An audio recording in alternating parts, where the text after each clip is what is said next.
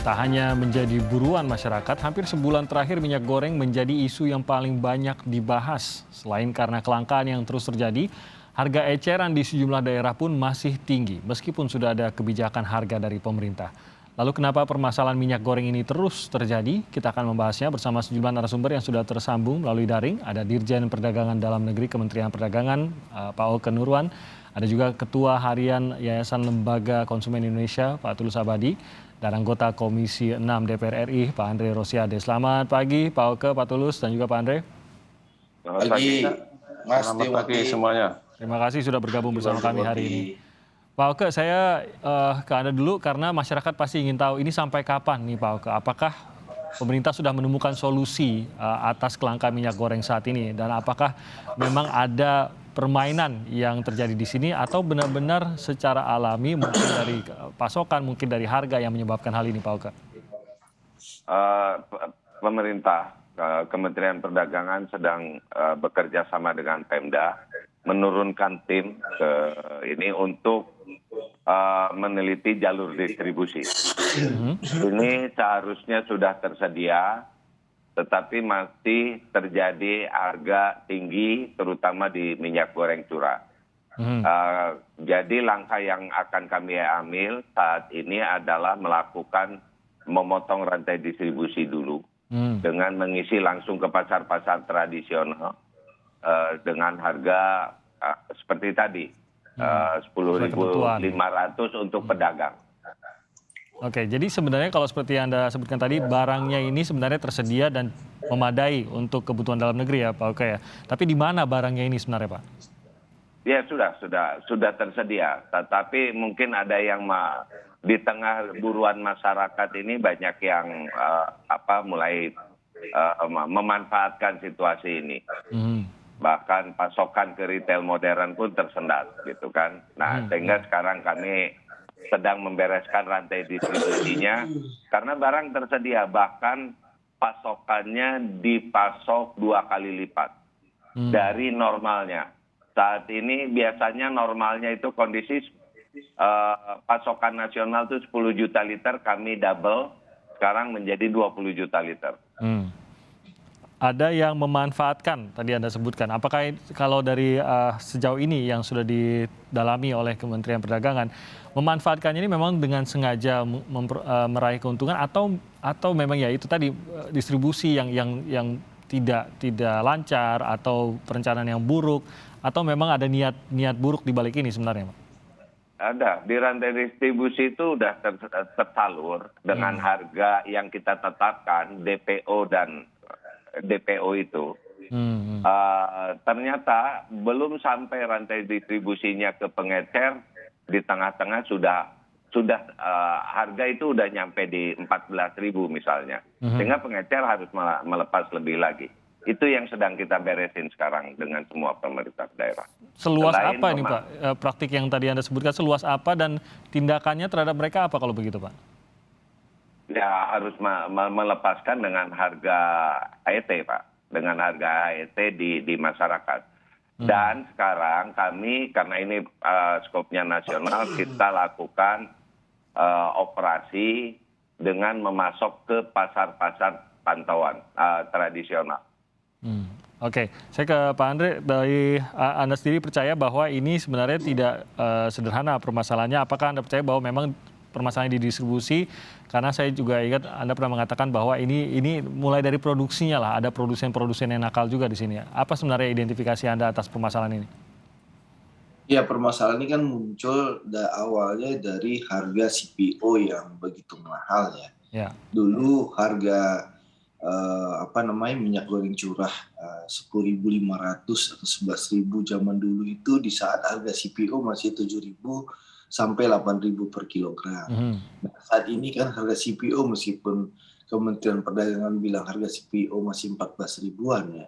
Tapi faktanya kan sekarang harga CPO yang ditemukan di pasar itu ada 15.000 kilogram. Itu awal permasalahan soal minyak goreng. Sehingga produsen minyak goreng itu kesulitan karena memang modal awalnya besar. Sehingga harga minyak goreng yang dijual itu sekitar 17.000 sampai 20.000. Itu yang awalnya. Nah, Lalu Komisi 6, kami di Komisi 6 sudah mendesak Pak Menteri untuk melakukan berbagai kebijakan. Akhirnya Kementerian Perdagangan memutuskan menerima usulan kami fraksi Partai Gerindra di DPR untuk melaksanakan DMO minyak goreng. Kenapa? Nah, seharusnya setelah kebijakan DMO minyak goreng melalui Permendak nomor 6 tahun 2022 berlaku 1 Februari kemarin, seharusnya permasalahan ini selesai. Karena Permendak ini mengatur bagaimana setiap produsen minyak goreng wajib menyiapkan 20% hasil produksinya untuk digelontorkan di pasar dalam negeri. Lalu juga ada DPO, bagaimana harga CPO ditetapkan 9.300 per kilogram dan harga olein itu 10.300 per liter untuk digunakan untuk bagi produsen minyak goreng. Nah, seharusnya ini Permendak ini adalah solusi dari permasalahan tingginya harga minyak goreng. Lalu kenapa masih terjadi kelangkaan itu? Permasalahannya kenapa ini masih terjadi? Ya, ini yang perlu kita telusuri, apalagi keterangan Pak Oke ya, bahwa stok minyak goreng yang didistribusikan itu lebih dari cukup, bahkan lebih banyak dari kebutuhan masyarakat. Saya ingin sampaikan kepada seluruh penonton Kompas TV ya, bahwasanya produksi minyak goreng kita itu kalau tidak salah ya Pak, 16 miliar liter per tahun. Ya, padahal kebutuhan dalam negeri itu hanya sekitar ya maksimal 6 miliar liter per tahun. Jadi ada 10 miliar liter yang masih berlimpah dan diekspor. Nah, jadi sebenarnya tidak ada masalah sebenarnya hasil produksi minyak goreng kita. Ya, kalau dengan melihat stok kemampuan produksi kita dan ekspor kita. Nah, permasalahannya kenapa harga minyak goreng ini sulit ditemukan stok ini. Bahkan ini di seluruh Indonesia. Nah, ini yang diperlu Pak Oke. Ya, kita dorong Pak Oke bekerja sama dengan aparat penegak hukum dan KPPU untuk mengambil langkah-langkah tegas. Ya, apakah ada penimbunan? Apakah ada kartel? Apakah ada memang pihak yang bermain? Dan saya rasa dan saya minta Kementerian Dalam Negeri, Kementerian Perdagangan tidak usah ragu-ragu lagi untuk melakukan penegakan hukum. Jangan sampai seperti yang saya sampaikan Pak Oke dalam rapat 31 Januari yang lalu, jangan sampai Permendak nomor 6 tahun 2022 yang bagus dan baik ini hanya sebagai macan kertas. Pemerintah hanya dianggap macan kertas. Jadi saya rasa tidak ada salahnya ya di saat pemerintah saat ini, ya di saat rakyat sangat membutuhkan dan mungkin kesabaran rakyat sudah mulai menipis ya, pemerintah mengambil tindakan tegas. Siapapun ya yang melakukan penimbunan, siapapun eksportir produsen yang tidak taat ya, produsen itu dicabut izin ekspornya, lalu juga penimbun ini dibawa ke ranah pidana. Itu yang jadi kalau ini kesalahan dalam perencanaan ataupun dalam pelaksanaan distribusi, mungkin masyarakat masih ya saya tidak bisa bilang menerima, tapi paling tidak memahami begitu. Tapi kalau dari apa yang dikatakan Pak Oke dan juga dari Bang Andre tadi, bahwa tampaknya ini yang menyebabkan masalah memang orang-orang yang sengaja begitu menyebabkan ini sampai terjadi. Tanggal 21 Februari ya sekarang. Seharusnya kan efektif Permendak ini 1 Februari 2022. Kalau ada proses tentu butuh waktu. Tapi ini sudah 20 hari di tanggal efektivitas Permendak 06/2022. Jadi menurut saya waktu sosialisasi, waktu berproses itu sudah lewat. Sudah 20 hari dari tanggal efektif. Jadi menurut saya Kementerian Perdagangan harus tegas di sini. Jangan sampai pemerintah dianggap tidak tegas, pemerintah tidak dianggap tidak serius. Ini yang kita khawatirkan. Dan masyarakat akan terus melakukan panic buying gitu loh. Nah saya ke Pak Tulus.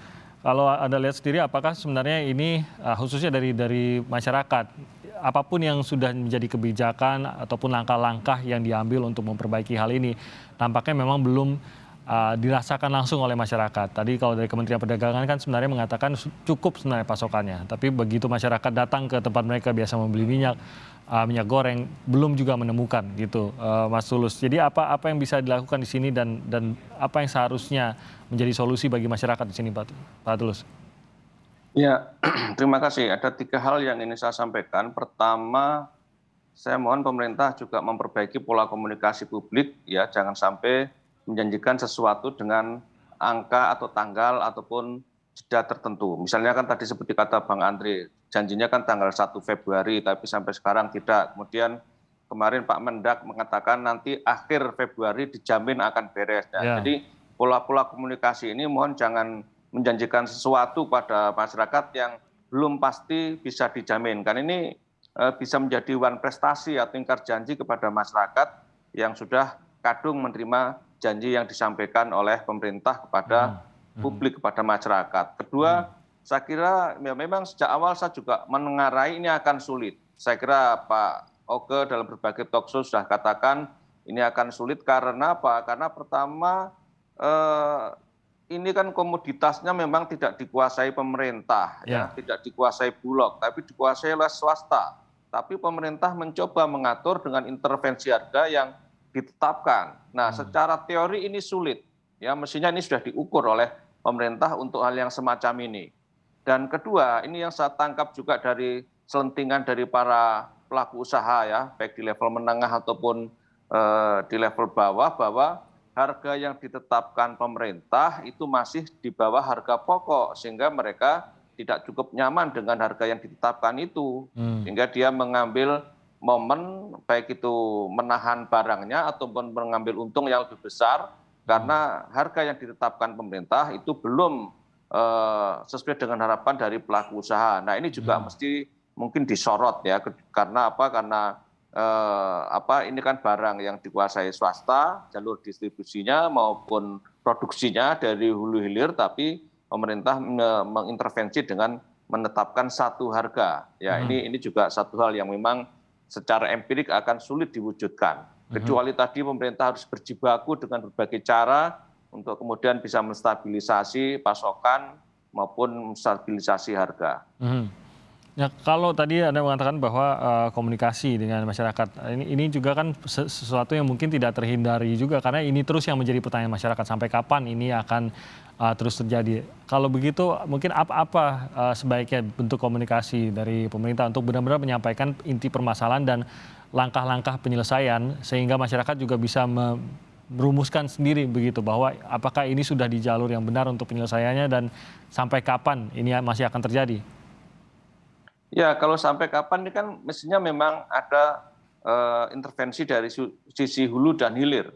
Nah, apakah juga ini sudah dilakukan dengan kemudian aspek hulunya yang kemudian menjadi persoalan, misalnya ini yang juga kita tekarai adanya dugaan kartel, oligopoli dan segala macam yang juga KPPU sedang mencoba untuk mengendus itu. Karena ini kan di tengah kenaikan harga CPO di pasar internasional yang sangat tinggi, ini memang kemudian menjadikan para pelaku usaha baik itu di CPO-nya maupun minyak goreng untuk mencari cuan yang lebih besar. Ya, ini yang saya kira menjadi titik persoalan. Nah, yang saya kira dari sisi komunikasi, ya, yang terpenting pemerintah berusaha keras untuk menjamin adanya komoditas ini, tapi menurut saya jangan menggunakan terminologi per 1 Februari misalnya atau per nanti akhir dan seterusnya. Ya, tunjukkan saja kepada masyarakat bahwa upaya-upaya itu adalah untuk dilakukan dengan konstruksi yang benar baik dari sisi hilir maupun hulu. Nah, kemudian soal tanggal dan segala macam menurut saya itu rawan, karena nanti kalau ada masyarakat yang menggugat pemerintah karena ini prestasi, ini bisa bermasalah. Karena kan mengatakan tanggal 1 Februari, kemudian nanti minggu pertama, minggu kedua, ini sudah tanggal 20, dan nanti kemarin saya baca di koran beberapa hari yang lalu, Mendak mengatakan di akhir Februari. Nah, kalau nanti akhir Februari masih ada masalah, jangan sampai ini masalah komoditas ekonomi, komoditas sosial, tapi nanti menjadi komoditas politik atau komoditas hukum yang lebih parah. Ini apalagi ada Bang Andre dan teman-teman nanti jadikan digoreng, ya, minyak goreng yang ini digoreng-goreng jadi tanpa komoditas minyak politik. Iya. Oke.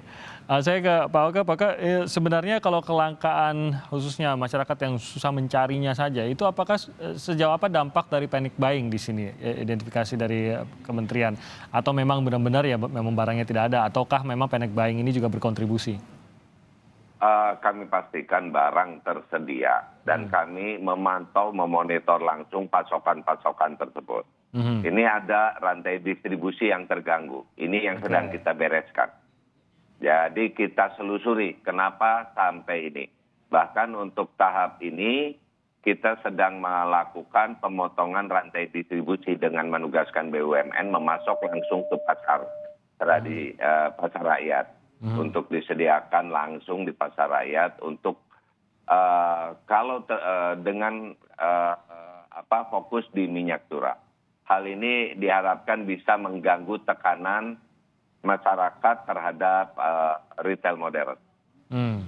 Saya tambahkan sedikit, saya kira kalau panic buying yang dilakukan konsumen itu saya kira tidak akan signifikan ya, karena seberapa mampu sih konsumen ingin memborong itu, karena kecuali mungkin belinya 1 atau 2 bungkus saja, tetapi yang justru signifikan atau serius adalah tadi adanya panic buying atau penimbunan yang dilakukan oleh pelaku usaha atau distributor besar. Nah, karena kalau panic buying oleh konsumen rumah tangga, domestik, itu kecil ya, karena kalau sepanjang barangnya ada, saya kira tidak akan sampai kemudian stoknya habis gitu, sepanjang barangnya ada. Kalau yang barangnya tidak ada ya nggak usah panic buying, juga nggak usah, pasti tidak bisa beli. Oke, jadi tidak mungkin dilakukan kalau memang barangnya tidak ada. Itu Pak Oka, Anda setuju bahwa memang panic buying belum sampai menjadi faktor penyebab kelangkaan juga? Itu membuat opini masyarakat untuk berburu terus gitu. Itu intinya. Kan artinya barang itu tersedia walaupun dibatasi, itu artinya tersedia. Kita harus memahami, harus tenang dan secara bijak membeli sesuai kebutuhan, tidak harus terburu-buru. Panic buying-nya itu menggugah untuk daerah-daerah mengikuti yang lain. Ini sedang diberesin di rantai distribusi, tapi kami pemerintah pastikan akan tegas melakukan hal-hal yang mendisrupsi rantai distribusi ini. Oke, nanti kita akan jelaskan lebih jauh lagi juga mengenai apa yang tadi sudah sempat disebutkan mengenai DMO dan juga DPO, mengapa ini belum sampai dirasakan oleh masyarakat, tapi usai jeda kami akan segera kembali saat lagi.